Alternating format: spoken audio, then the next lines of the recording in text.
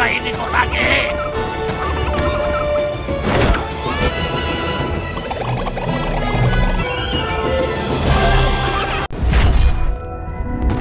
Hey Sleeper, selamat datang. Kali ini aku mau bawain salah satu requestan kalian nih, dari film yang berjudul Naki and the Monster Island. Film ini menceritakan seorang bocah yang ternyata bisa bersahabat dengan monster ganas dan membuat sejarah baru bagi peradaban umat manusia dan juga monster.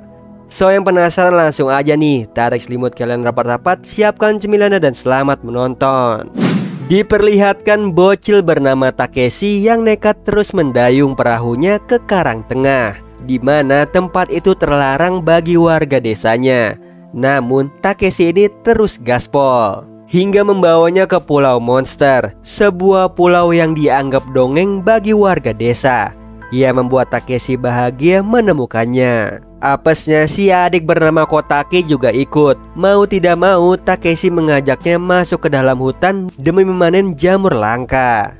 Lalu akan dia jual dan uangnya dipergunakan untuk pengobatan ibunya. Sialnya mereka ketahuan sama dua monster bernama Naki dan juga Gunjo.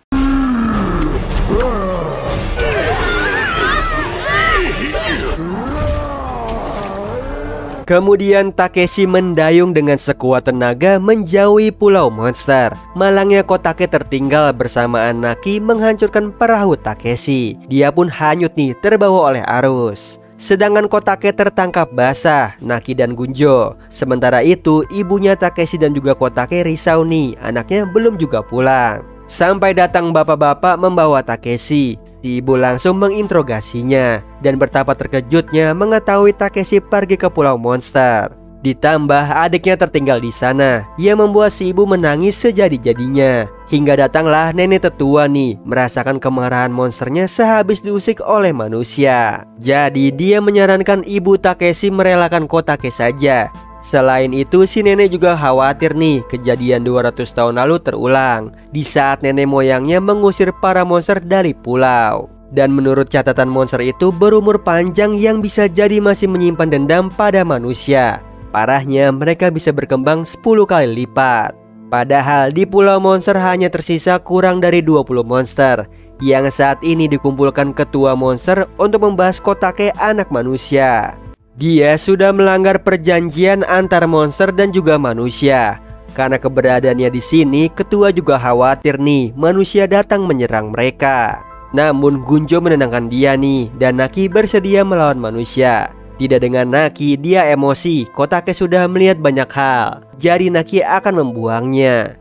Tiba-tiba ketua mendapatkan ide, yaitu Kotake dijadikan sandera apabila manusia menyerang. Yang sebelum itu terjadi, Pak Ketua memerintahkan Naki menjaga Kotake. Yang tentunya Naki menolak, dia memiliki pengalaman buruk dengan manusia. Sehingga monster lainnya berunding siapa yang akan menjaga Kotake dan memutuskan Naki yang menjaganya. Masalahnya mereka takut mendatangi rumahnya. Jadi meminta Gunjo yang mengantar Kotake. Dia pun langsung disambut kemarahan Naki. Meskipun begitu, Gunjo menawarkan kesepakatan dengan membagi 2 lahan jamur di bukit miliknya. Naki pun menyetujuinya dan bersedia menjaga Kotake.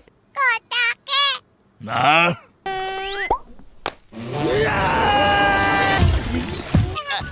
tunggu. Aku tidak mau menunggu. Sialnya Kotake juga mengerjai Gunjo memakai bara api membakar punggungnya. Gunjo langsung lari kepanasan dan untungnya disiram air sama Naki. Lalu Gunjo memarahi Kotake hingga tersandung centong. Ia membuatnya menangis menjerit-jerit. Anehnya, begitu melihat teriakan Naki, Kotake berhenti menangis. Namun Naki kelelahan, sebagai gantinya Gunjo yang menghiburnya dengan memperlihatkan skillnya menghilang. Tapi percuma nih, Kotake menangis kembali. Namun Gunjo tidak kehabisan ide. Dia memakan jamur pengubah bentuk. Merasakannya. Hingga Kotake terlelap tidur, sedangkan Gunjo dan juga Naki mengobrol membahas masa lalu saat pertama kali ke pulau ini. Ternyata Naki kecil kehilangan ibunya akibat perang antar manusia dan juga monster. Ditambah panah manusia melukai wajahnya. Dan semenjak itu dia membenci manusia, lalu memutuskan membuang Kotake dengan membuatkannya perahu dan juga dayung. Aku benci manusia payah ini. melewatinya sendirian.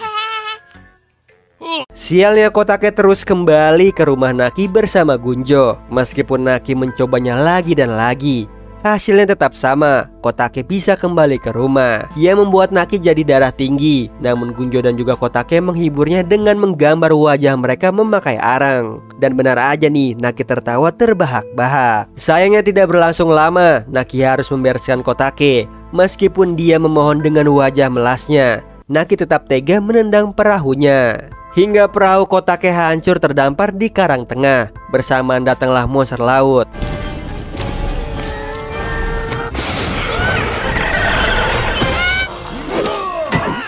Untungnya Gunjo dan juga Naki datang menyelamatkan Kotake. Dia langsung menangis nih. Sebagai gantinya Naki menghiburnya dengan berlari di atas air. Kau suka ini, Kotake? Setelah itu Gunjo dan juga Naki menyiapkan makan malam untuk Kotake. Mereka memasak beraneka macam jamur, salah satunya jamur tudung malaikat. Jadi rebutan Gunjo dan juga Naki karena kelezatannya.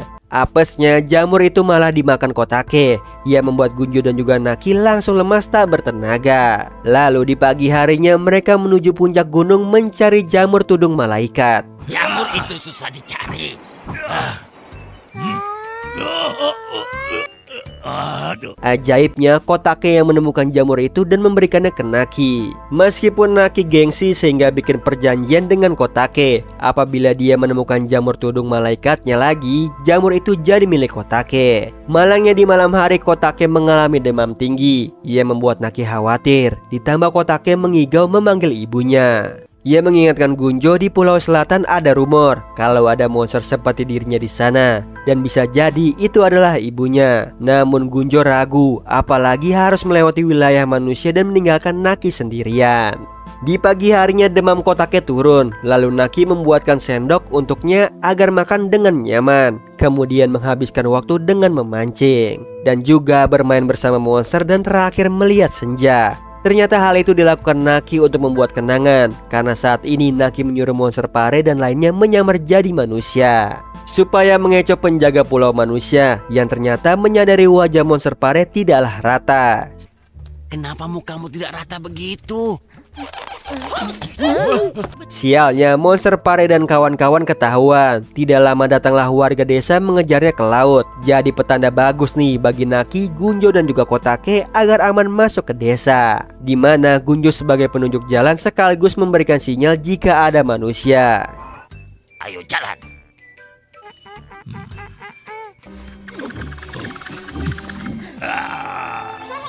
Sedihnya Kotake tidak mau melepaskan Naki. Ia membuatnya bersedih. Apalagi Kotake mulai menangis. Naki tidak kuat melihatnya.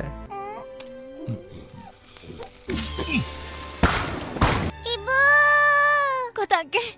Akhirnya Naki mempertemukan Kotake dan ibunya. Mereka terlihat bahagia meskipun Kotake memanggil Naki. Yang saat ini Naki dan juga Gunjo lagi dihukum nih ketua monster karena sudah melanggar aturan pergi ke pulau manusia. Singkat cerita, Naki ketahuan Gunjo yang mencari jamur tudung malaikat di gunung, seolah menempati janjinya pada Kotake. Namun Gunjo memperingatkannya bahwa manusia dan juga monster tidak bisa berteman. Sementara itu di pulau manusia dibangun pagar kayu, sekaligus didatangkan trio samurai bayaran untuk menjaga penduduk desa dari monster. Di sisi lain, Naki yang mengendap-endap ke pulau manusia ketahuan penjaga menara. Dia langsung menyembunyikan lonceng tanda bahaya. Lalu datanglah trio samurai mengarahkan senjata pada Naki. Herannya Naki tidak takut nih. Dia justru memperkenalkan diri sebagai teman Kotake.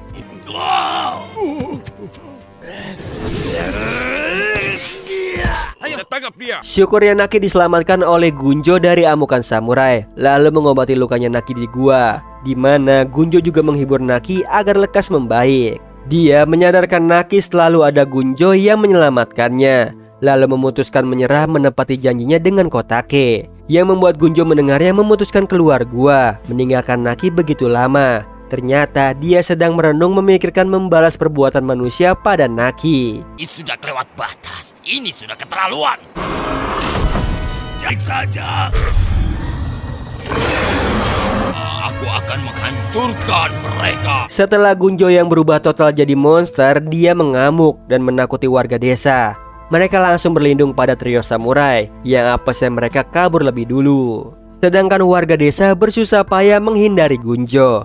Mereka bersama-sama berlari hingga ke ujung pulau, di mana sebuah tebing yang di bawahnya lautan lepas. Gunjo tidak peduli, ia terus mengecarkan serangannya. Sampai datanglah Naki menenangkannya nih, kalau dia baik-baik saja. Bahkan perbuatan manusia hanya salah paham. Jangan halangi aku. Hentikan ini, Gunjo.